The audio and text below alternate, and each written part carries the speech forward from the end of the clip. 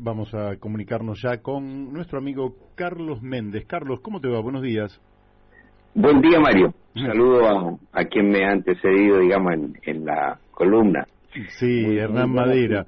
Carlos, bueno, teníamos algunas preguntas para hacerte a vos, porque mañana se están cumpliendo 3 años de aquella movilización que justamente cuando los chicos saltan los molinetes, y de ahí se desencadena algo increíble en Chile, enormes movilizaciones, un verdadero terremoto político, reforma de la Constitución, cambia la orientación del presidente de la República, etcétera, y hoy, cuando se hace un balance de todo lo acontecido, ¿qué es lo que cambió y qué es lo que no cambió? Y Mario, hoy es el aniversario del estallido social. Hoy mismo, es claro, hoy, sí. En este momento están sucediéndose movilizaciones y otro tipo de cosas, digamos, en varias ciudades de Chile.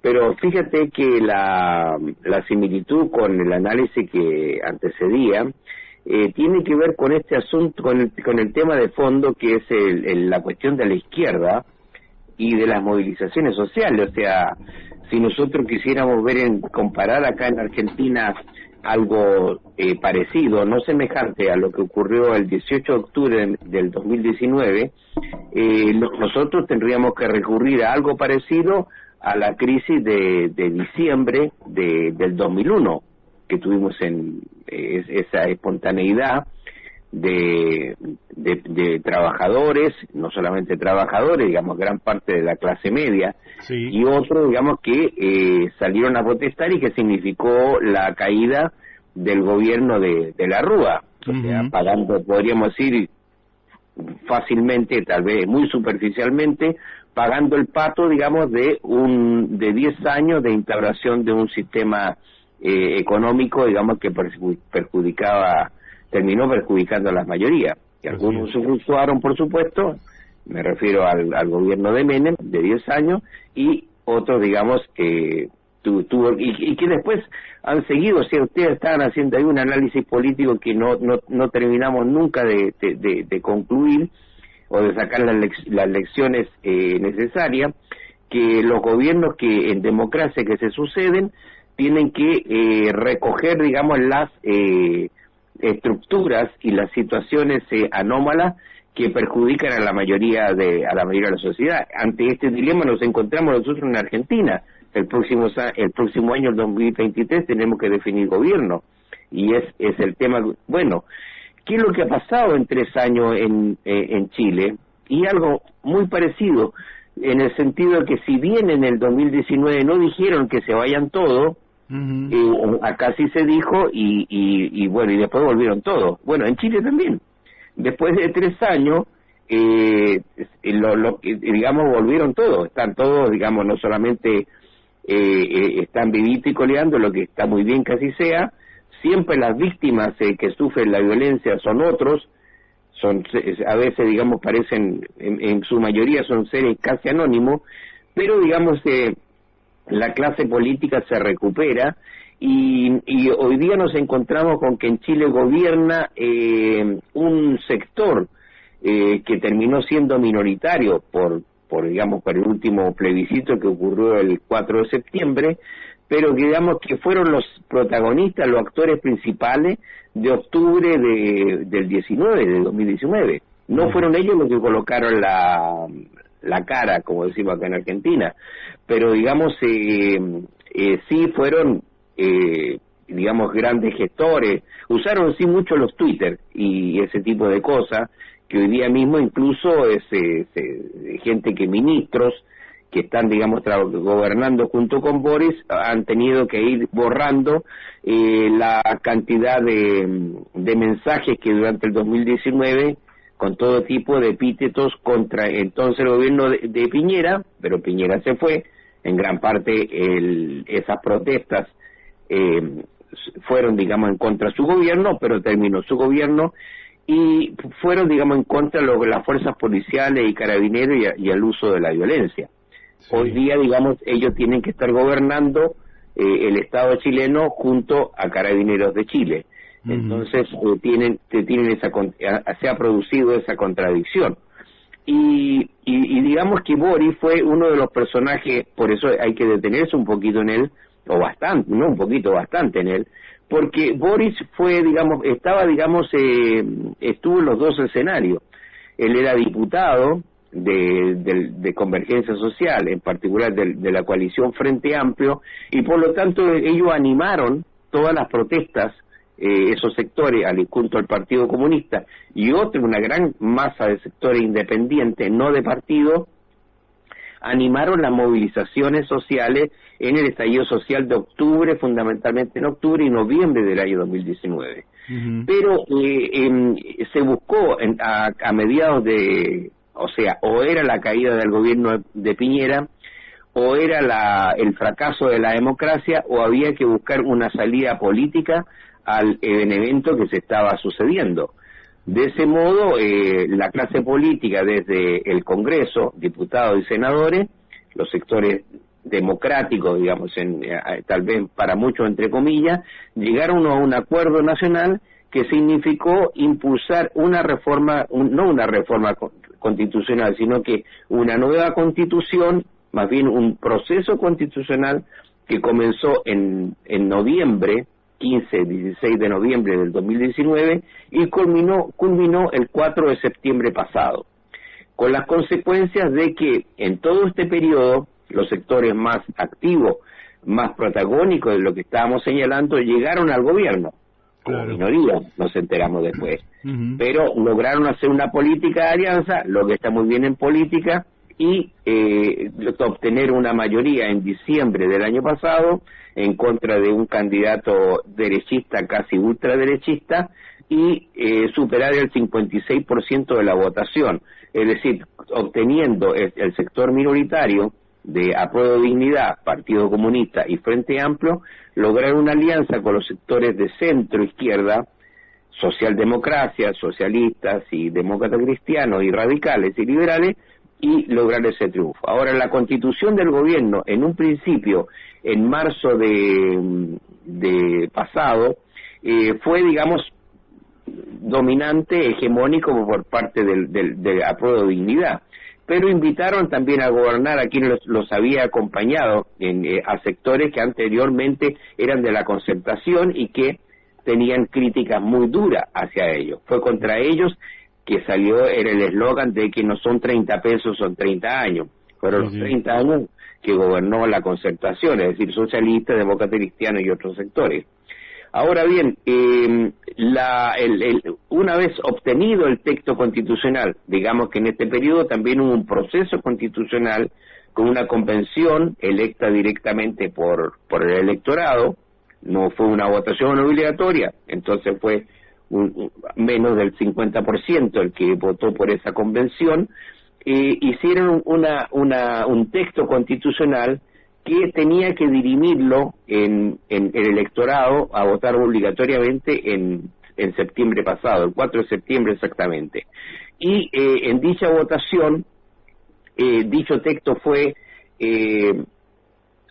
derogado. Rechazado por la opinión pública. Claro, rechazado por un 62%. Claro. Por lo tanto, digamos, lo que realmente el gobierno tiene en efectivo, en aval político, ya incluso junto con los sectores socialdemócratas, una minoría ciudadana del 38%. Y podemos decir que sigue en caída. Hoy día, al día de hoy... ¿Y cómo podría Boric retomar la iniciativa política? Porque quizás la movilización, el auge, el entusiasmo, produjo un tiempo donde se pensó que podría ser una refundación de Chile. No daba para tanto, pero algún cambio era necesario. ¿Puede acertar el gobierno con el cambio que esté por lo menos en la expectativa mayoritaria de los chilenos? Debiera, Mario, y digamos que Boris es el personaje, y por eso lo colocamos como protagonista principal, que él ha sabido girar, logró obtener la mayoría suficiente para ser electo presidente, obtuvo menos del 25% ahí alrededor, logró superarlo, digamos, a un 55-56%, correcta política de alianza, podríamos decir. Correcto. Y si bien ahora ha bajado, también ha su primera etapa de gabinete la ha ido girando más hacia no a la izquierda realmente, sino que hacia la centro izquierda, hacia la socialdemocracia, con la que tienen los puestos claves del gabinete, como el Ministerio del Interior, el Ministerio de Hacienda o Economía y otros subsecretarías no menos importantes. Entonces, él puede, digamos, y además está en un proceso, el proceso lo está viendo en Chile, que después de la derrota del plebiscito el 4 de septiembre, el proceso constitucional continúa. Entonces, estamos en eso, de que se llegue a un acuerdo político de todos los sectores democráticos, con representación parlamentaria en el Congreso, y fijen, digamos, un nuevo camino.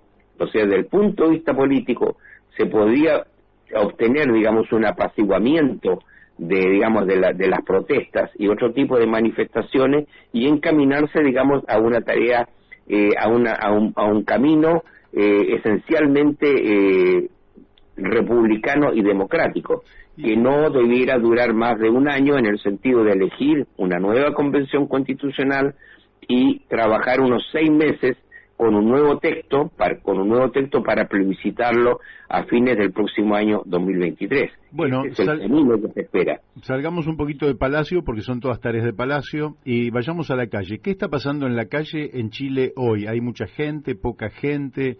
¿Está en todo el país, simplemente concentrados en Santiago? ¿Qué es lo que está pasando? Hay de todo tipo de protesta y movilizaciones, y muchas medidas de seguridad. Hoy día es un test. Mi presunción es que no se va a llegar, digamos, a aguas mayores, a aguas profundas en relación a hechos de violencia, porque el presidente es un presidente de izquierda. Eso es histórico, es acá, digamos, como vivimos también acá, aunque no sé si el peronismo es de izquierda, pero por lo menos es bastante popular, y en ese sentido los sectores sindicales, etcétera, no hacen protesta contra el gobierno que votaron. Ahora, ¿qué va a suceder en Chile? En Chile sí hay, de parte de la izquierda y más izquierda, un resentimiento bastante grande contra Boris. O sea, hay muchos textos que dicen que Boris traicionó, digamos, ahí en la izquierda hay una división, Mario, entre lo que tú estabas diciéndolo de otra manera, entre los octubristas y los de noviembre. Los octubristas son, digamos, los sectores más radicalizados. Los de noviembre son los que están por un camino democrático, y esperamos que este siga. Entonces, todo esto está por verse, por definirse, pero obviamente que hay conatos de inestabilidad y no diría de ingobernabilidad, pero sí hay problemas serios, tanto en la zona sur, que no se ha logrado disminuir, digamos, las protestas o las movilizaciones de Mapuche, y por el norte continúa el ingreso no menos importante de una inmigración que es bastante masiva, y llegamos al problema central, que yo creo que es el que tú quieres llegar.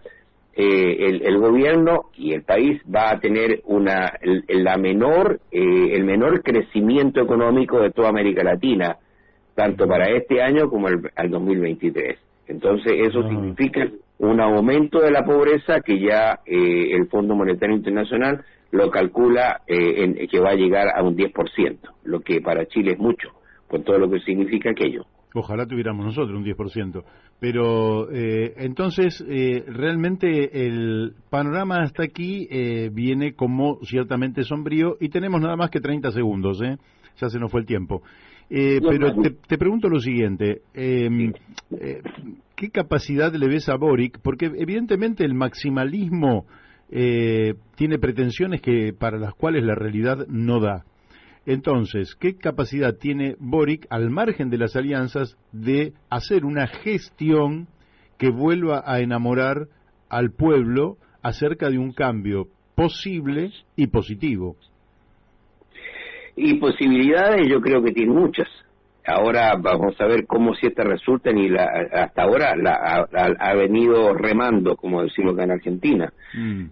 Tiene que, diríamos que está influenciado, digamos, en el sentido, recientemente, quiero terminar con esto, esta mañana él hizo una evaluación del estallido social, no lo mismo que hemos interpretado en estas líneas, en estos minutos, pero se ha hecho una variación en cuanto a respaldar las tareas de Carabinero, en cuanto, digamos, a detener la criminalización, o sea, un poco de pedir disculpas a esa actitud beligerante que se tenía contra el cuerpo carabinero, y también un profundo llamado a aprobar las reformas que se están haciendo en su gobierno en relación con el nuevo presupuesto 2023, la reforma tributaria, que también ustedes conversaron anteriormente, y bueno, esta nueva constitución que, de tener el apoyo de la mayoría de la clase política, indirectamente va a estar respaldando a su gobierno. Aquí llegamos. Te mandamos un fuertísimo abrazo, Carlos. Chao, Mario. Hasta pronto. Hasta pronto. Bueno.